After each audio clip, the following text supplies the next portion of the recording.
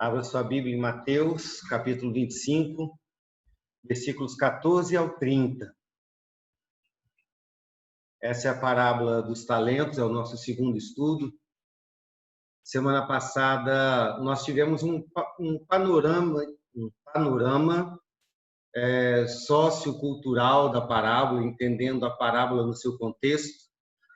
Quem não pôde participar do último estudo, nós postamos no grupo da igreja. E você pode entrar também no canal da igreja, no YouTube, você vai ver esse estudo lá. Então, semana passada foi mais uma introdução dessa parábola, uma visão da parábola vista pelas pessoas que ouviram pela primeira vez, né? Então, você dá uma olhada nisso se você já esqueceu.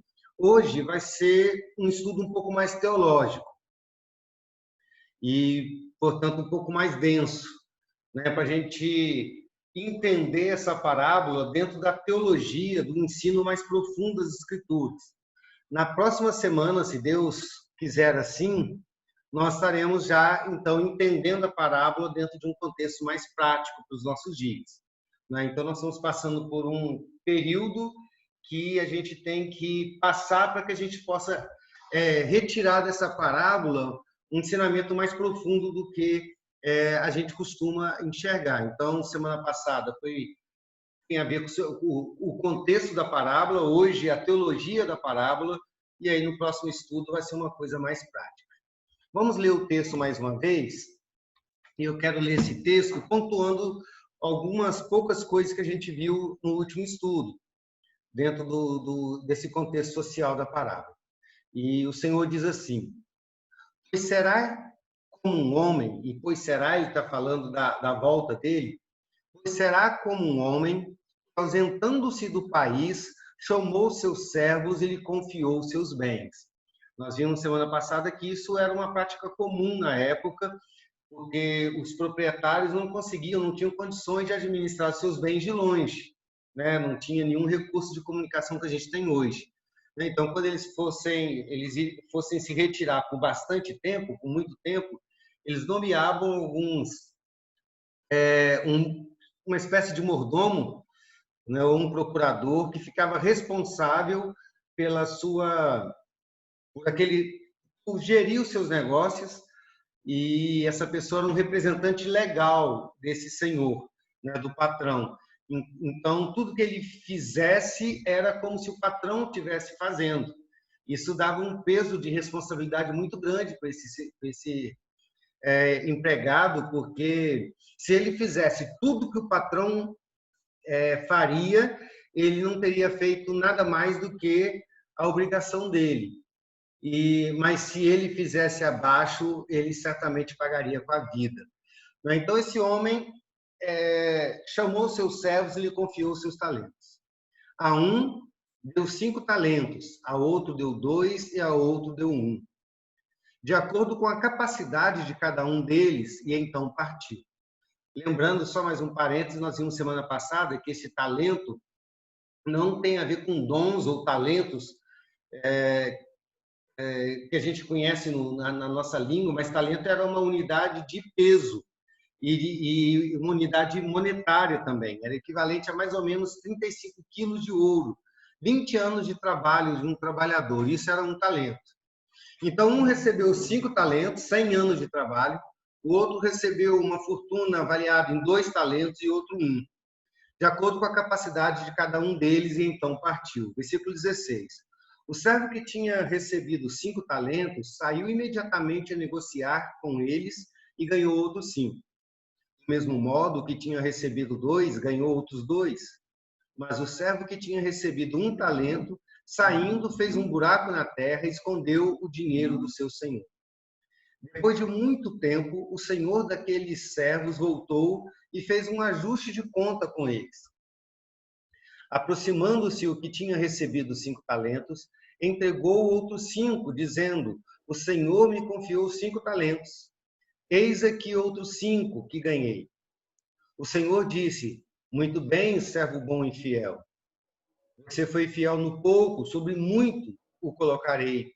entra, venha participar da alegria do seu Senhor. E aproximando-se também o que tinha recebido 2 talentos, disse: o Senhor me confiou 2 talentos, eis aqui outros 2 que ganhei. Então o Senhor disse: muito bem, servo bom e fiel. Você foi fiel no pouco, sobre muito colocarei. Venha participar da alegria do seu Senhor. Chegando por fim, o que tinha recebido 1 talento, disse: sabendo que o Senhor é um homem severo, que colhe onde não plantou e ajunta onde não espalhou, fiquei com medo e escondi o seu talento na terra. Aqui está o que é seu. Mas o Senhor respondeu: servo mau e preguiçoso. Você sabia que eu colho onde não plantei e ajunto onde não espalhei. Então você devia ter entregado o meu dinheiro aos banqueiros, e eu, ao voltar, receberia com juros o que era meu. Portanto, tirem dele o talento e deem ao que tem 10. Porque a todo o que tem, mais será dado, e terá em abundância. Mas ao que não tem, até o que tem será tirado.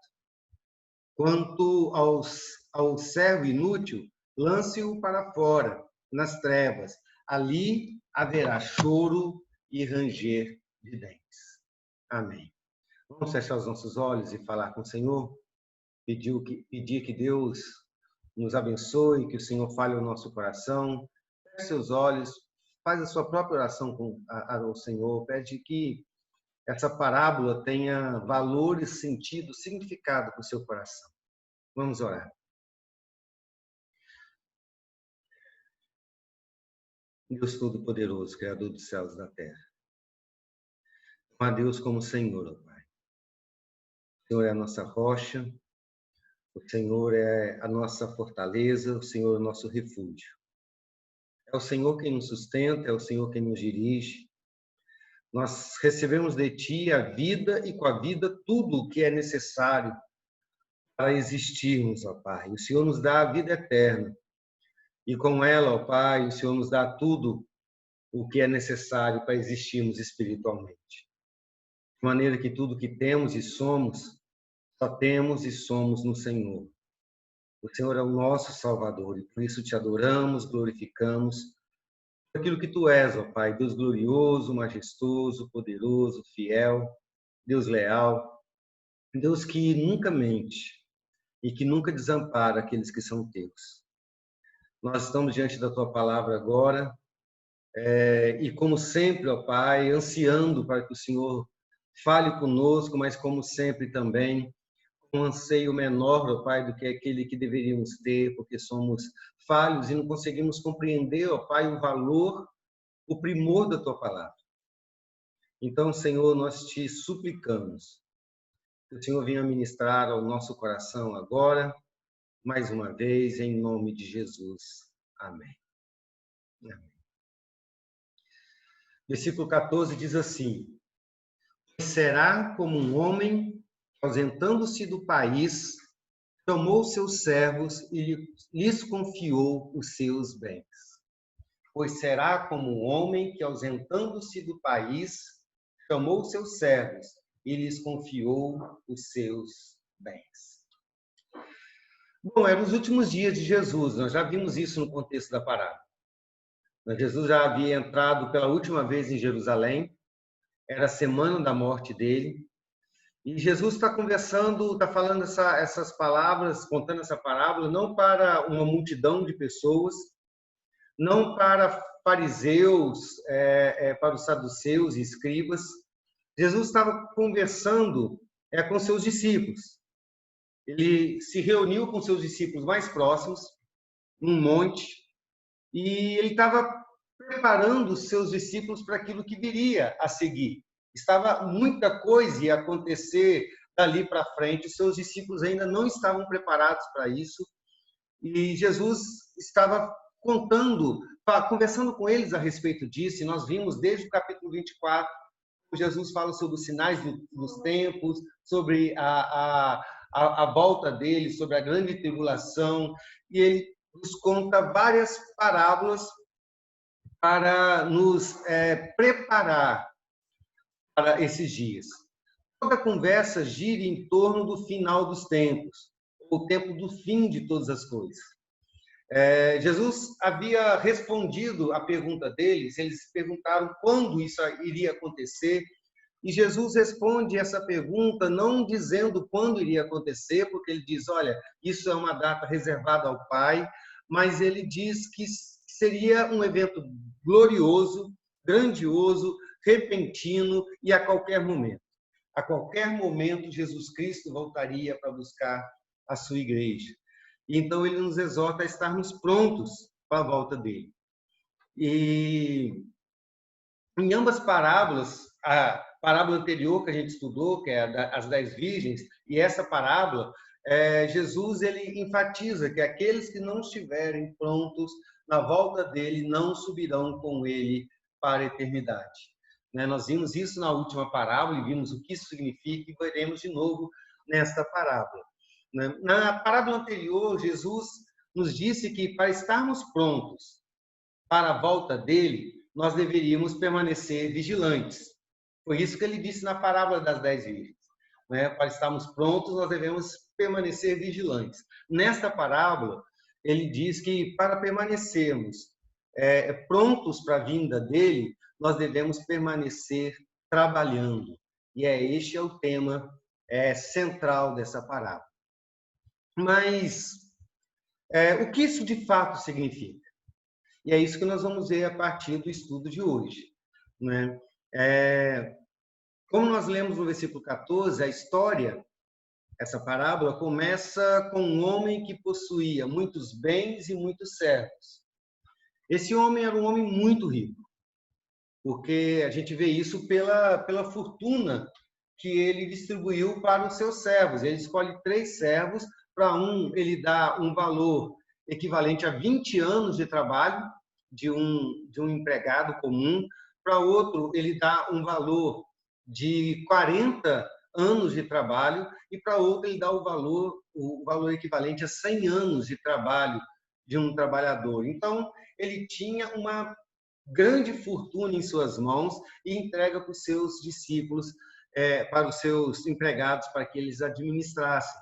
Então, o texto diz que ele partiu para uma terra distante, por um tempo que o texto não diz qual é, ele não avisa para os seus servos quando iria voltar, mas afirmou que depois desse tempo ele voltaria. Não é mais ou menos o que Jesus faz, Ele vai e diz, olha, eu vou voltar. E o significado disso é muito claro. É fácil a gente entender que esse Senhor, que esse homem muito rico, que possuía muitos bens, uma grande riqueza, esse homem é Jesus. Na parábola das 10 virgens, ele era o noivo, e nessa parábola ele é o homem, o patrão, o homem rico. E então, Jesus, aquele homem representa Jesus, e a sua partida, ou a partida desse homem, fala daquilo que aconteceria com Jesus a partir de alguns dias dali para frente. Algo que aconteceu naquela época e algo que continua acontecendo até o dia de hoje. Só para a gente contextualizar, eu queria que os irmãos me respondessem. Então, se esse homem é Jesus, e se a partida deste homem representa aquilo que iria acontecer com Jesus, do que Jesus está falando? O que significa essa partida?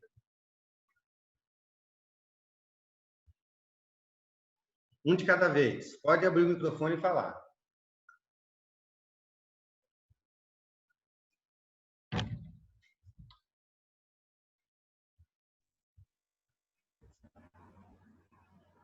Pastor, eu creio que Pode falar, Cláudia. É entre a ida e a volta de Jesus.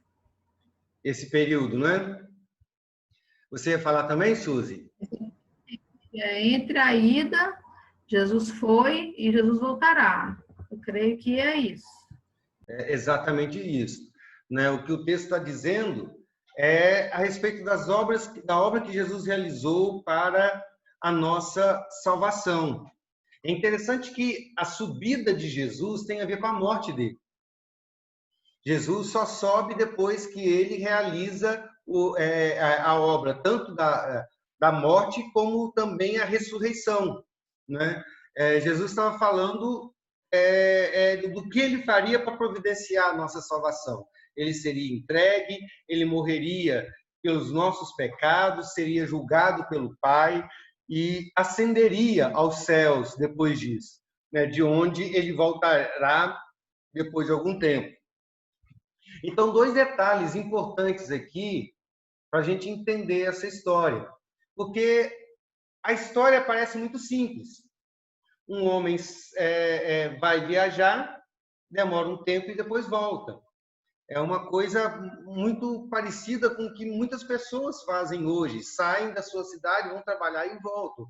Mas isso que parece algo simples na história, custou muito sofrimento para o Filho de Deus. Então, é muito importante que a gente comece essa parábola entendendo que quando Jesus disse um homem saiu das suas terras, ele está falando de um gesto de extremo amor. Não daquele homem da parábola, mas do próprio Jesus Cristo. Jesus subiu aos céus porque ele realizou a mais fantástica e extraordinária obra. Uma obra de amor extremo, de poder extremo. Jesus não subiria ao céu se ele não tivesse morrido. Jesus não subiria ao céu se ele não tivesse padecido na cruz. Jesus não subiria ao céu se ele não tivesse sido antes julgado pelo Pai. Se ele não tivesse sido antes esmagado pelo Pai, como diz a palavra de Deus em Isaías 53. Se ele não tivesse sido moído pelo Pai por causa dos nossos pecados. Então, isso que parece simples na história é um ato gigantesco, poderosíssimo, é a razão pela qual nós vivemos. E não esqueça disso.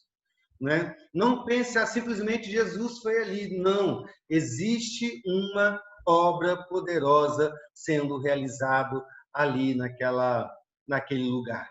E o segundo detalhe, queridos, que a gente não pode esquecer é que esse período que a parábola trata, em que o Senhor, o dono da terra, está ausente, é exatamente o período que nós estamos vivendo. Então, nós estamos vivendo essa parábola. Não é uma parábola que fala apenas de coisas que aconteceram no passado, mas é uma parábola que fala de coisas que estão acontecendo agora, de coisas que acontecerão depois e de coisas que estão acontecendo conosco e coisas que acontecerão conosco. Então, eu e você fazemos parte dessa história. Jesus contou uma história para nós a respeito de nós mesmos. Então, esses são dois detalhes que a gente não pode esquecer. A gravidade daquilo que Jesus fez não é simplesmente uma viagem qualquer, mas Jesus abriu mão da sua vida por amor a nós. E essa parábola fala a respeito de nós. Então, antes da gente prosseguir no entendimento do ensino dessa parábola, eu queria parar para pensar um pouquinho a respeito da ascensão de Jesus. E essa é a parte teológica que nós vamos ver hoje, nos preparando para o restante da parábola. Jesus, lá em João, capítulo 16, versículo 7, os que lembram desse texto vão concordar e aqueles que não lembram vão olhar e para ver se é assim mesmo. Jesus disse que era importante que ele subisse aos céus. Os discípulos estavam apavorados quando Jesus estava dizendo nos capítulos 14, 15 e 16 de João, de maneira muito aberta, de que ele iria embora. E de que ele iria para o Pai. Ele começa o capítulo 14 dizendo isso, capítulo 14 de João. Olha, eu vou para o Pai, vou preparar lugar para vocês e tal. E os discípulos começam a ficar preocupados com isso e tentando dizer, não, Jesus, você não vai, você vai ficar aqui conosco. E aí, no capítulo 16, versículo 7, ele diz, olha, é importante que eu vá. Então, existe algo muito sério, muito importante na ascensão de Jesus. E a minha pergunta agora, muito mais difícil do que a primeira, por que era importante que Jesus voltasse ao Pai? Qual é o significado teológico da ascensão de Cristo? Não tenha medo de errar, mas, por favor, fale. Claudinha.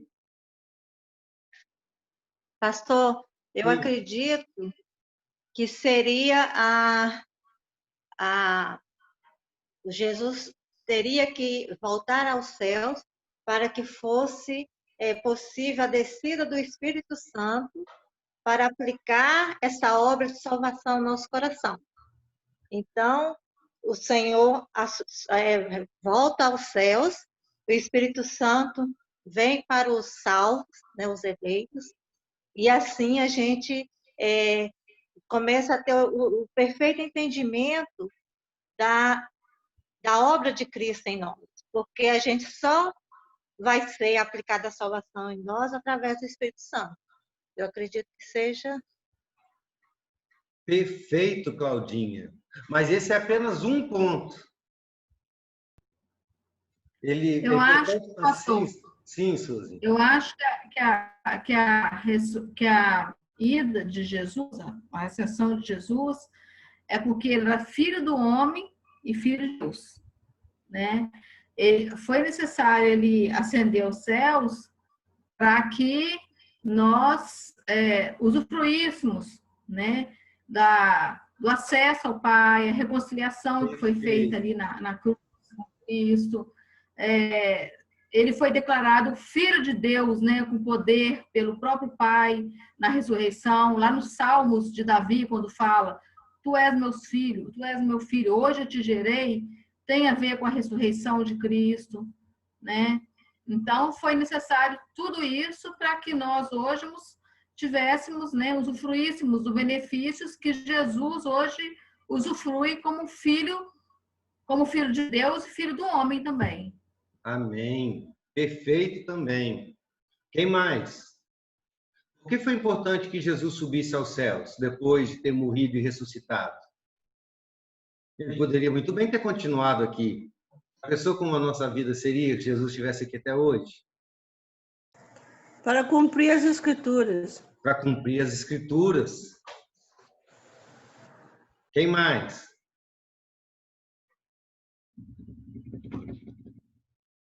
Agora o cálice para sempre. Eu sei que você quer falar, Valnei. Eu ia falar que ele estava com saudade do pai dele. Estava com saudade do pai dele?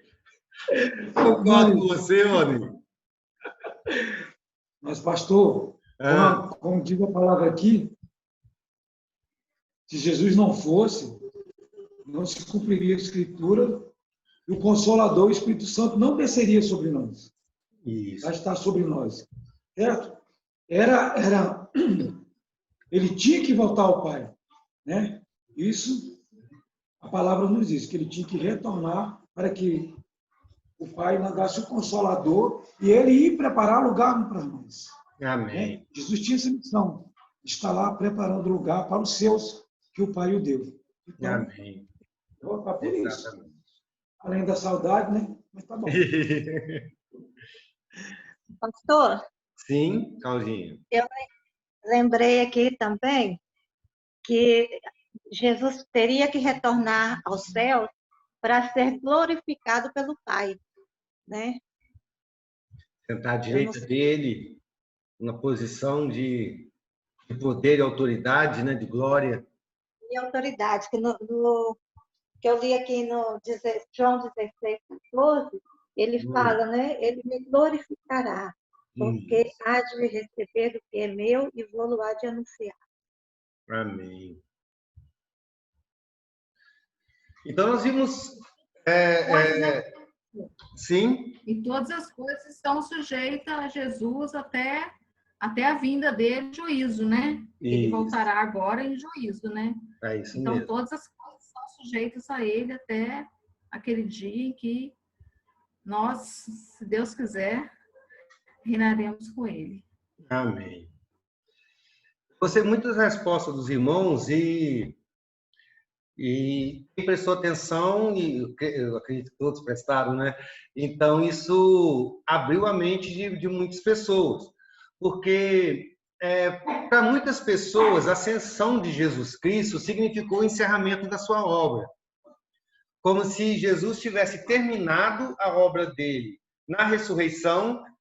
E aí, como, por exemplo, o Valnei, que acabou de vender caixão, volta para casa para descansar, para jantar, ficar mais gordo e dormir, assistir televisão, né? É como se Jesus tivesse terminado a obra dele também e foi para casa descansar, depois terminei minha obra, né? E só que isso é um erro. Jesus não terminou a obra dele, né? Com sua ascensão, Jesus continuou trabalhando em prol da nossa salvação. O que Jesus foi fazer, então, quando voltou aos céus? Algumas coisas que eu coloquei aqui, algumas dos irmãos já falaram. A primeira delas, quando Jesus subiu aos céus, ele apresentou ao Pai o sangue do seu sacrifício. Ele apresentou ao Pai o sangue do seu sacrifício. Vocês lembram daquele ritual que existia no Antigo Testamento, quando o sacerdote, o sumo sacerdote, sacrificava o animal no lugar do pecador, e o sangue do animal era levado, o sumo sacerdote adentrava os átrios, depois o santo lugar e finalmente o santo dos santos, e aspergia no propiciatório o sangue do animal, dizendo: olha, aqui está a prova da morte, a morte foi consumada, então o perdão é liberado. Né? Quando o sacerdote fazia isso, o homem era declarado oficialmente justo, né? Perdoado. Abra sua Bíblia em Hebreus, capítulo 9, versículo 11 a 14.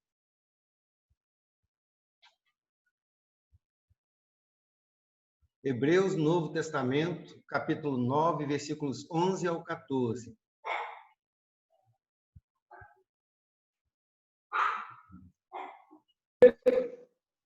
Hebreus 9, 11 a 14. Eu vou ler. Eu gostaria que os irmãos prestassem bastante atenção, comparando com aquilo que a gente lembrou agora do sacrifício, da obra do sumo sacerdote, levando o sangue até o Santo dos Santos. Então, o autor de Hebreus capítulo 9, versículo 11 a 14, diz assim: quando Cristo veio como sumo sacerdote, então Jesus, o sumo sacerdote, dos bens já realizados, mediante o maior e mais perfeito tabernáculo, não feito por mãos humanas, quer dizer, não dessa criação, e não pelo sangue de bodes e de bezerros, mas pelo seu próprio sangue, ele, Jesus Cristo, entrou no santuário uma vez por todas e obteve eterna redenção. Então está falando de Jesus entrando no santuário não feito por mãos humanas, né? Ou seja, não no santuário de Jerusalém, mas no Santo dos Santos, figuramente o templo da presença do Senhor. Então ele entra ali com o seu próprio sangue. Portanto, se o sangue de bodes e de touros e a cinza de uma ovelha aspergidas sobre os contaminados os santificavam, quanto mais a purificação da carne, quanto à purificação da carne, muito mais o sangue de Cristo, que, pelo Espírito Eterno, a si mesmo se ofereceu, sem mácula, purificará a nossa consciência de obras mortas, para servirmos ao Deus vivo. Agora, pula lá para o versículo 24.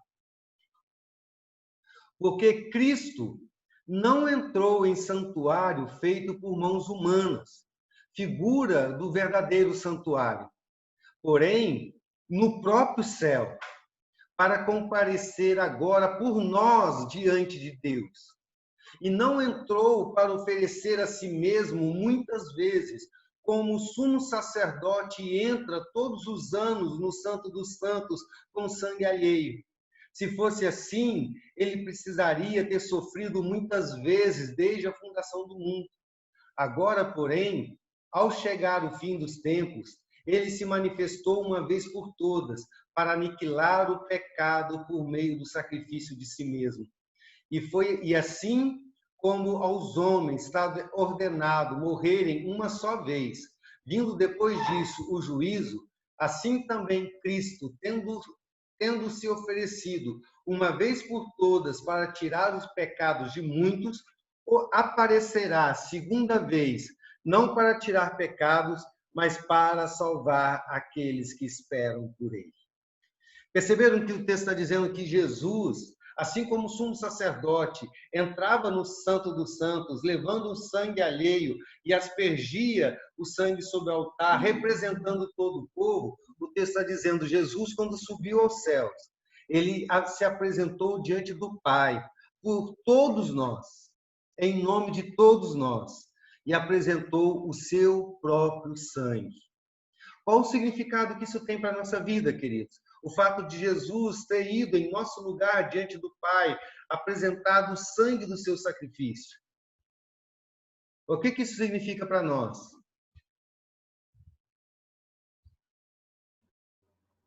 Eu creio que significa que, primeiramente, você não pode, eu não posso, ver todo o sacrifício de Jesus sem considerar o Antigo Testamento, padrão de oferta, de sacrifícios, e principalmente que ele se ofereceu, né? Cristo ofereceu o seu sangue uma vez por todas. Antes era necessário que uma vez por ano, né, o sumo sacerdote entrasse no Santos dos Santos, né, e oferecesse o sangue do bodes, né, o sangue, pela oferta e pelo pecado, né.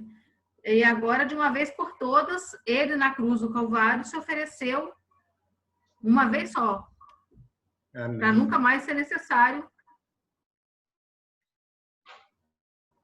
né, essa oferta. Dona Irineia? Para a nossa justificação. Para a nossa justificação. Oi. Para a nossa justificação. Amém. É justamente isso. Jesus apresenta de uma vez por todas. E o que isso tem a ver com a nossa vida, queridos? Por causa desse sacrifício, porque Jesus subiu aos céus e se apresentou em nosso lugar com o sangue do seu próprio sacrifício, como disse a Suzy, de uma vez por todas, nós fomos justificados. Nós fomos reconciliados com o Pai. Todos os nossos pecados foram perdoados ali. Não pesa sobre nós mais ira divina. Não se pesa sobre nós a ira de Deus. Não, nunca mais. E, portanto, nós temos acesso irrestrito ao Pai. Assim como a nação de Israel ia simbolicamente no Santo dos Santos através do sacerdote, nós vamos ao trono de Deus através de Jesus, o nosso sumo sacerdote. E isso é real. Então, quando o texto diz que aquele homem saiu da sua terra para uma terra estrangeira, quando ele saiu de viagem, o texto está significando que Jesus, depois de ter morrido e padecido pelos nossos pecados, ele subiu aos céus e adentrou no Santo dos Santos, na presença do Senhor, levando o preço do nosso resgate, o preço do nosso pecado, o preço que nos fez justo em Cristo Jesus. Isso foi a primeira coisa que Jesus fez. Em segundo lugar, o texto, a palavra de Deus nos ensina que quando Jesus subiu aos céus, e aí os irmãos já falaram, quando ele subiu aos céus, ele nos enviou o Espírito Santo. Os irmãos já falaram isso. João capítulo 16, versículos 7 a 9, nos fala sobre isso. Eu não vou ler aqui, você pode ler na sua casa. Quando Jesus disse que ele subindo, ele enviaria o Espírito Santo. O Consolador, que nos ensinaria a respeito do pecado, da justiça e do juízo. Não apenas ensinaria, mas o texto diz que convenceria do pecado, da justiça e do juízo. Então, por que era necessário que este homem viajasse? Por que era necessário que Jesus Cristo subisse aos céus? Porque o papel de convencer o pecador do sacrifício de Jesus Cristo, da implicação desse sacrifício, é do Espírito Santo. Mas Jesus Cristo morreu na cruz, Mas nós não temos acesso a isso por nós mesmos. Nós não conseguimos por nós mesmos entender o sacrifício. Nós não conseguimos por nós mesmos sequer entender a gravidade do nosso pecado. Nós não conseguimos ter fé para nos entregar a Cristo. Nós não conseguimos caminhar em novidade de vida. Ou seja, a salvação que Cristo providenciou na cruz não teria sido real na nossa vida se o Espírito Santo não viesse. Ela não seria aplicada na nossa vida se o Espírito Santo não viesse. Então, é o Espírito Santo que nos leva até o Senhor Jesus e faz com que a obra da cruz se torne a obra da nossa vida, porque é Ele quem nos toca. Então, por que foi importante que Jesus subisse aos céus? Também porque Ele nos enviou o Espírito Santo. E o Espírito Santo continua agindo na igreja, capacitando a igreja para a vida cristã. É Ele também que nos santifica. Ele é o penhor e o selo da nossa salvação. É Ele quem nos capacita com os frutos do Espírito e com os dons do Espírito. Então, toda essa obra do Espírito Santo na igreja só é possível porque Cristo subiu aos céus. E Ele sobe aos céus e envia o Espírito Santo. Em terceiro lugar, por que foi importante Jesus Cristo subir aos céus? Porque, como já foi falado aqui, Ele está agora ao lado do Pai, governando a sua igreja. Ele está cuidando de nós. A palavra do Senhor diz que o Senhor Jesus, ao subir aos céus, Ele se assenta à direita do Pai. E a ideia de estar sentado à direita é símbolo de poder, de força e de autoridade. Né? Jesus está cuidando da sua igreja. Eu quero gastar um pouco mais de tempo nisso. Eu queria que alguém lesse para mim Efésios, capítulo 1, versículo 20 a 22. Efésios 1, 20 a 22. Vou ler. Pode, Valnei. Efésios 1, 20 a 22. O qual exerceu ele em Cristo, ressuscitando-o dentre os mortos e fazendo-o sentar à sua direita nos lugares celestiais, acima de todo principado e potestade e poder e domínio e de todo nome que se possa referir, não só no presente século, mas também no vindouro, e pôs todas as coisas debaixo dos pés, e para ser o cabeça sobre todas as coisas o deu à igreja. 22? Até o 22. Vocês viram que o texto diz que Jesus assentou à direita sobre todos os poderes, todas as potestades, e sobre a cabeça deles. É uma ideia de governo, de poder. Né? Jesus estabelece um novo patamar da relação dele com os discípulos, por exemplo, com a sua igreja. No tempo da encarnação, quando Jesus estava entre nós, né, como homem, o Senhor Jesus interferia na história dos seus discípulos. Ele apontava o caminho, mas o cuidado de Jesus Cristo com a sua igreja era limitado naquela época, porque Jesus não estava em todos os lugares, porque ele era homem. Ele se encarnou, se tornou homem. Né? E nem todas as pessoas tinham acesso a ele, porque só os que estavam ali. Mas agora, quando Jesus sobe aos céus, né, e os seus discípulos pensam que estariam desamparados, né, Jesus disse, não, eu estarei convosco todos os dias. Eu vou cuidar de vocês.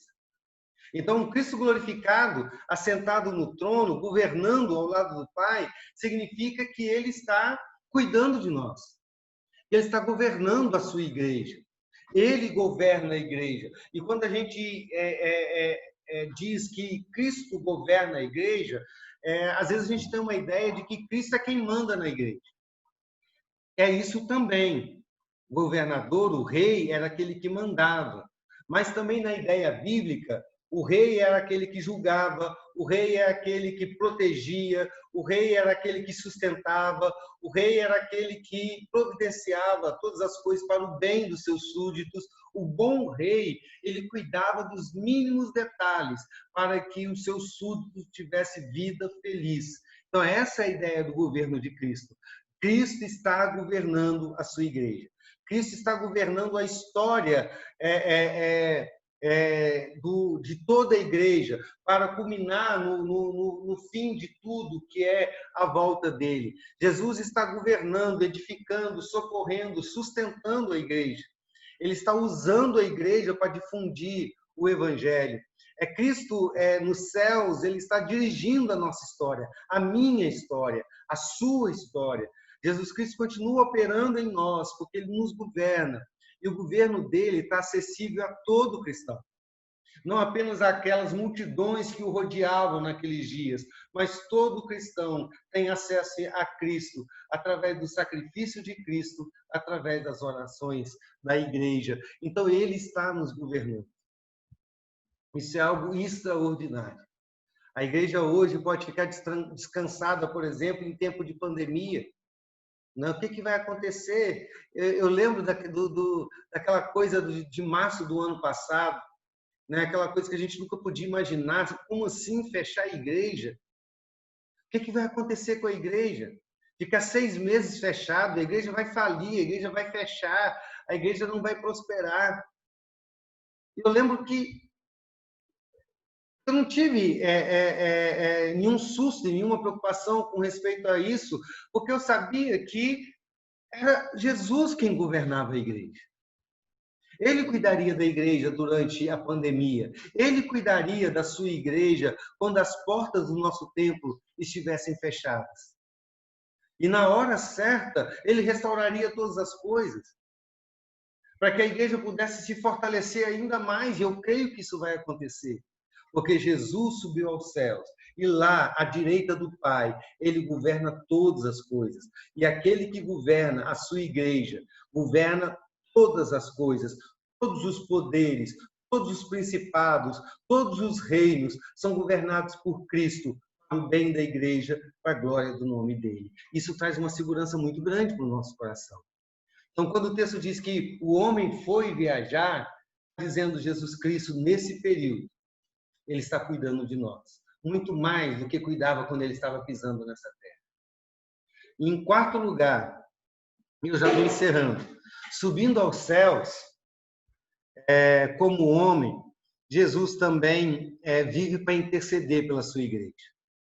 Romanos capítulo 8, versículo 34, e Hebreus capítulo 7, versículo 25.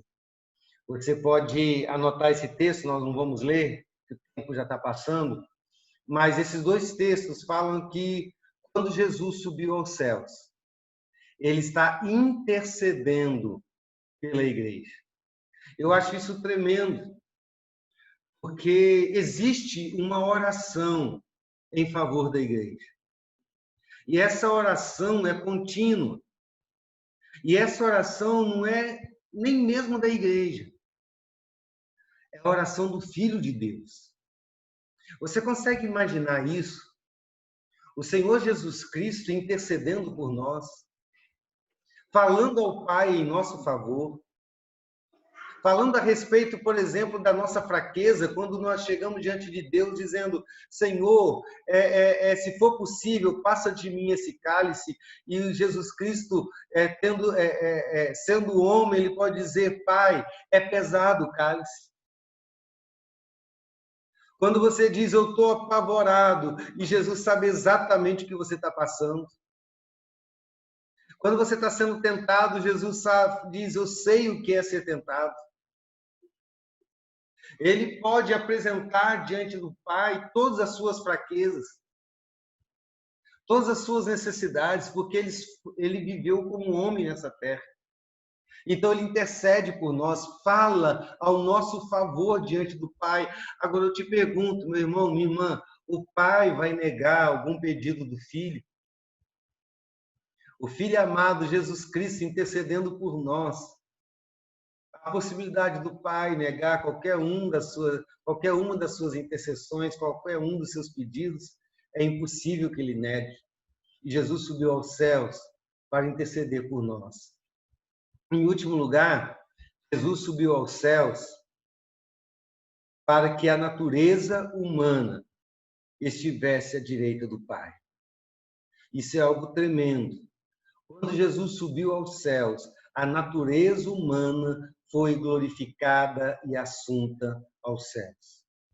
Lembra que Jesus, quando nasceu como homem, Jesus é eterno. A segunda pessoa da Trindade é eterna, o Filho de Deus. Sempre existiu. Mas houve um tempo em que a natureza humana de Jesus nasceu.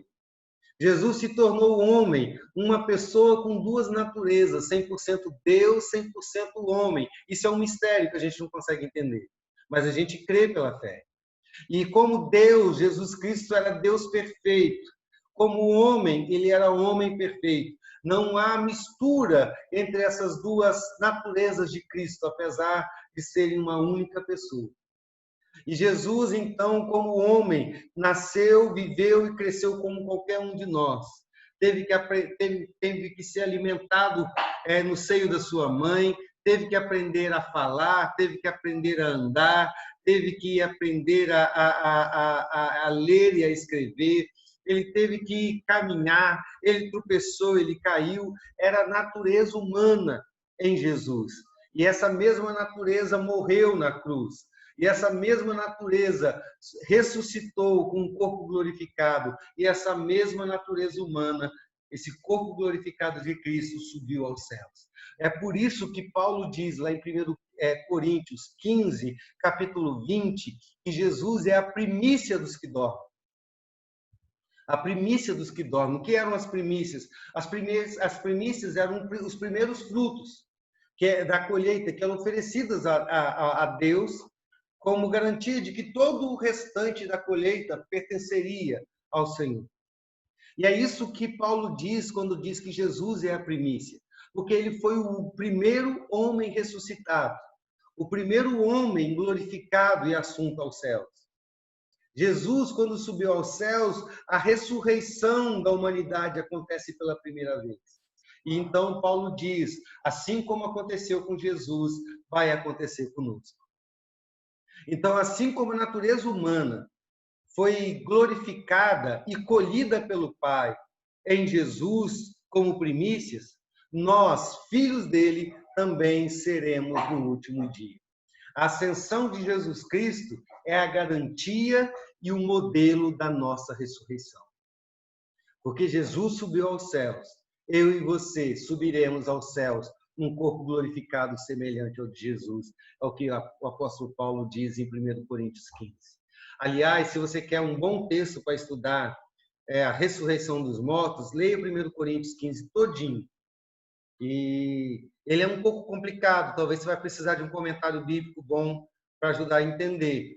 Mas leia várias vezes 1 Coríntios 15, que ele vai falar a respeito da nossa ressurreição.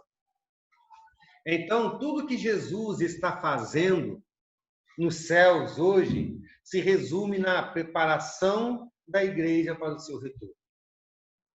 Ele apresentou o seu sangue, ele intercedeu por nós, ele derramou o seu espírito, ele governa a sua igreja e ele subiu num corpo glorificado. É muito importante que essa relação nunca seja esquecida nessa parábola. Ela dá sentido a tudo aquilo que estudaremos a seguir.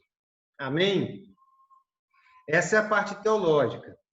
Na semana que vem, nós vamos começar a ver a outorga dos talentos, né? Versículo 14 e 15.